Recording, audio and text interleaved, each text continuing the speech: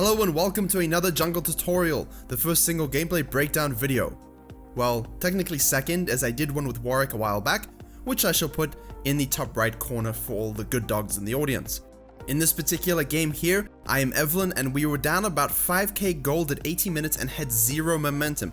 Every lane had lost, and it was on me as the jungler and the lane I camped to ignite a comeback. According to our survey results, and thank you to everyone who took the time to give feedback and leave some really nice comments, the majority voted for gameplay videos, and it had been mentioned a few times in the comments as well. Hopefully you guys enjoy this and can learn something from it. That being said, let's move on to the gameplay. So I do a slightly cautious and a little bit of a lazy clear, as I hadn't really been playing that much, and I noticed that the Shyvana is actually doing this thing called ganking instead of farming. It's a little bit weird, but she goes top nevertheless with her 0cc kit and decides to back off and most likely go do Krugs or Raptors. Now her path here is predictable for me as I was already moving up to counter gank. I know she hasn't done Raptors or Krugs because of the timing of her route as well as her 12 CS, so I do move to cut her off at the tri-bush. I let my charm fully charge so I can actually burn a flash. Mundo, my top laner, had noticed and reacted as well, so it was easy for me to do while having backup. I could play more freely. If Mundo didn't notice and Aurelia, who was pushing a bit, had roamed down, I would have been in trouble. Here now I have a choice. Do I counter jungle her Krugs and Raptors, or do I help Mundo out by ganking the Aurelia, who really isn't paying attention? She's just farming it up. I do actually end up ganking top lane, and we burn a flash, which I was hoping would be useful for the good doctor. Didn't end up being that way, but nevertheless he does his work later on in the game. A couple things show up after this sequence. I look toward the enemy Raptors and perhaps flank and gank the enemy mid laner, but I notice a ward dying right by my feet. Pay attention to this stuff. I can also see the change in Syndra's positioning and body language as she moves herself to the other side of the lane in case I do come to gank, so she has room to sort of escape and back up. Despite knowing this, I still attempt to do something, but it's a horrible gank. Don't do this. If you're in tune, have been playing for a few games, this shouldn't really be happening. The minion wave is in a bad place, Zoe is super low, and you know, it's Syndra. Hopefully you all noticed the Shyvana doing the Raptors at the same time as my gank, and what I didn't pay attention to was her pathing from the Raptors, and thus when I go back to clear my wolves, I put down a protective ward anyway because I know I haven't seen her, but Shyvana's already sitting there and I panic flash just in case she hits her E and squashes me with a W speed up. She didn't have flash and I really don't think I needed to waste mine, but nevertheless I did. I get away and I have enough HP to smite and clear my Grump and wolves. I do attempt to gank the top lane and save the Mundo, but I run into Shyvana, who looks like she either warded my jungle or was waiting to gank herself. Either way, the fact that I wasted my flash 30 seconds previously is the reason I die here. And you'll notice I took Dark Harvest, and there is an importance of balancing map activity while farming with your ganking. But I'm not really changing the way I play the game too much. I'm still looking to impact lanes while clearing my jungle as much as I can. I'm denying Shyvana the ability to counter jungle me at this point. After a respawn from that stupid death, we have another rough sequence in the bot lane. I try to gank, we burn some sums, but my lane is pushed too far up, too eager to get the kill, and the Shyvana counter ganks despite me pinging them to back off. She grabs 2 kills. Not the best start at all for anyone. Zoe's also died solo. I clear my Krugs and I get my second red spawn before I head back. I'm behind on XP and every lane has died, including myself. So what do we do in this case? You're all behind, you attempt to ward up, you gank where you can, you don't force anything, and you try not to get too far behind, which means preventing heavy counter jungling from the Shyvana. Keep the camps away from her, ward the entrances, and make sure you keep track of when they're going to be up and which side of the map she's going to be on. Now we do have a very close but nevertheless successful gank on the top lane, and I've controlled all my camp, which is important for my harvest stacking and for denying Shyvana control of my jungle. It's at this point we need to make something happen in our favor. I need to pick a lane to control and make sure we have something that can grab a kill without jungle intervention, because no matter what happens, I can't be everywhere. In this instance, we know that Mundo will be tanky and Zoe is so far behind Syndra that we'll probably get 2v1'd. We also have terrible vision control around that area, so I focus on buying Wisp for damage instead of the Moby Boots, which I would normally probably get at this point to get around the map quickly, because when we do have a gank, we have some added damage and I really want to secure a kill. The movement speed passive I have is enough to get me around the map as needed. And yes, I bought my Frostfang earlier for gold generation, movement speed passive later on, and it's also great for mana regen while providing 20 AP. So, I head to the bot lane, we use our chain CC Ashe, Morgana, Evelynn, you're not getting out of that, and we manage to grab a kill. And here is where I need to emphasize vision. I see the Mundo up top, so I immediately moved to counter jungle and grabbed their second blue rotation. Both camps I did want to take are actually off the map. Syndra's rotated down to defend the tower, and I figured when she disappears from the map here, I would hold on and take in the blue buff just in case it's warded, and just in case she's gonna collapse and kill me. I do have a pink in my inventory that I probably should have placed in the river before starting the blue. Zoe isn't warding at all with her trinkets or pinks, which is making it difficult. I figure Syndra has gone back when she disappears on the map, and so I start to do the blue. However, as you see, she shows up mid lane and Zoe moves towards me for help. I get Syndra to back off with my W, but had I taken the Moby boots like I usually would have, I would have been in range to hit a Q, ult, and get a guaranteed kill. You can't judge your decisions solely by the results alone, important life concept anyway, but it's worth considering the trade-offs for items that you buy and why you buy them. So just keep that in the back of your mind. Now, bot lane knows I just ganked, Syndra knows I was just mid, and they probably assume I'm going to head back to base or clear the top side of my jungle. Wrong. I clear some of my own camps and then head immediately back to the bot lane. If you watch that Warwick video, you know what I'm talking about, an extended sequence to gain an advantage. My Ashe does a great acting job of intentionally getting hooked to start the gank, I hope. I hit the Jhin with my W, even though I do intend to go on the Thresh. I get Jin's flash and we grab another kill.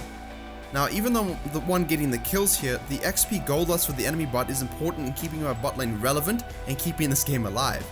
I've noticed that Shyvana has rotated and I ping her, who will probably come for a dive. We also see Zoe pinging Syndra roaming down. So in this situation, when you are low, just leave. Giving up the tower is better than dying, losing the tower, and giving the enemy another 40 seconds without you on the map to gain an advantage in objectives. But my bot lane dies from the predicted gank and the game is at a pivotal moment.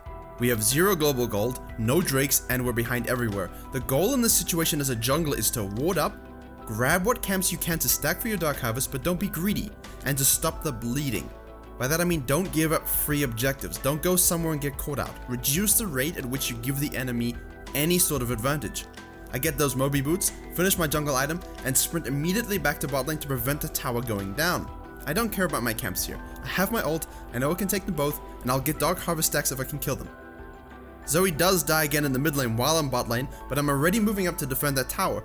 However, it's unlikely I'm going to manage to kill all the minions in time, and I know killing Syndra will give us a global shutdown, so that's what I focus on. Yes, losing the tower is unfortunate, but it was likely going to die anyway, and the shutdown gives us some gold back. Right, now that we've ganked bottom mid, gotten some kills, let's see about top lane. My blue is up, and she has disappeared from the map. Mundo checks, and he starts to engage her. I wrap around the back, flash in, and subsequently make her burn a flash. The swole doctor then decides he truly can go where he pleases and flashes to chase her down. It's a bit of a risky play considering we don't see the Shyvana, but nonetheless he gets the kill, showing us all how Mundo he is. Now, despite this defense of the game, and doing my best to stall the gold deficit, we suffer a 5-man presence bot lane, while both my top and mid were disconnected with the rest of the team and rotated slowly. You'll also notice that my Dark Harvest steps have kept up nicely by making sure I clear my camps quickly in between the action, as well as being around dead cannon minions in the lanes, as well as the kills I've managed to get. So even though we have a losing game, I've managed to scale that nicely. And even though we lose the Ocean Drake here and get Dove, I managed to grab 2 kills for my death, while Mundo kills Jhin. And so in the end we only lose 1 outer turret along with the Ocean Drake. But our deficit is now at a peak 5.1 thousand and my team is further behind than the game would let on, as I'm the one with by far the most gold, and that means my teammates are even further behind. That 5.1k doesn't give you the full story, and it's important to pay attention to that. If you take me out of the game, they're significantly further behind than that 5.1k. Now this game turns into a great example of how to finally gain back that gold and close out the game really quickly and efficiently. I go top lane, we kill the Aurelia. Now I immediately look to the next objective. Don't leave your base or do anything without some sort of plan. I notice that Syndra is once again pushing up in the lane with 0 vision, and Zoe isn't dead this time.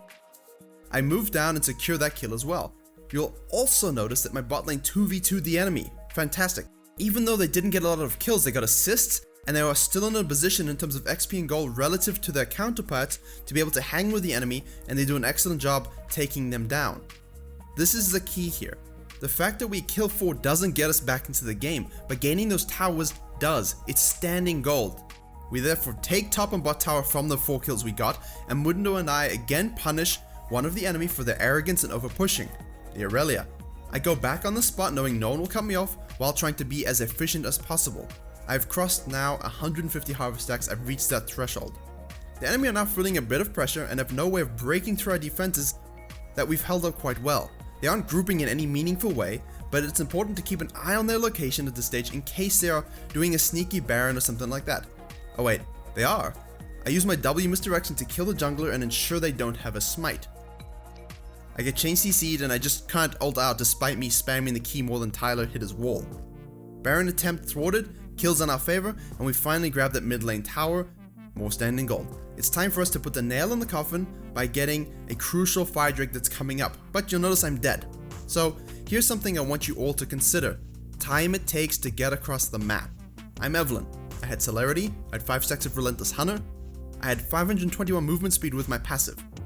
Even though I spawned just before the drake would spawn at 2243, I knew I could get there in time to smite it if my team started it up already. Shyvana also thought I was dead and figured she would get to the drake before me and could steal it, given that she respawned before me. We both, however, get to the river at the same time, and because we have the numbers advantage, we're able to kill her and get the dragon. Don't risk 50-50 smites. If you have numbers and someone comes to steal something, stop hitting the drake, stop hitting the baron, zone and kill the jungler, and then secure it for 100% smite. The problem for the enemy is, Jhin had shown up and now we chase him down. Shyvana is also dead, so it's a 5v3, we got the fire dragon, and we can have a strong push in the bottom lane because we were controlling our minion waves as well. Crucial mistakes by the enemy, but an excellent job by my team to listen to pings and focus solely on objectives. We push up bot lane and grab an inhib. A couple notes about getting the bot side inhib here. If Baron is on the map, this is the perfect play. It causes there to be a super minion wave pushing at the farthest distance from the Baron pit, and so it takes longer to rotate. It's also important to note that Shyvana flashes just to kill me, and because we're on the blue side, in order for her to steal the Baron, if we do it, she'd have to use the plant or at least ult over the wall, so we've taken one of the 3 ways for her to steal away from her.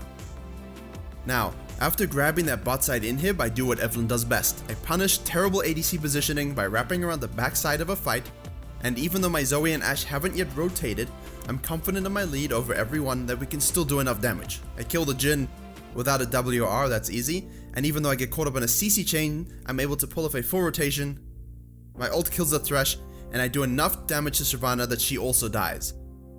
My whole team has now arrived, and again they do the right thing, listen to pings, and they push the top in a tower for that extra gold. They also then follow that up with a nice chain CC and take out the enemy Thresh as I respawn. Again, I'm very quick, and we can go and do the Baron. Now, I don't like 50-50 smites, and Jhin is back at their base wave clearing. Same for Aurelia on the top side.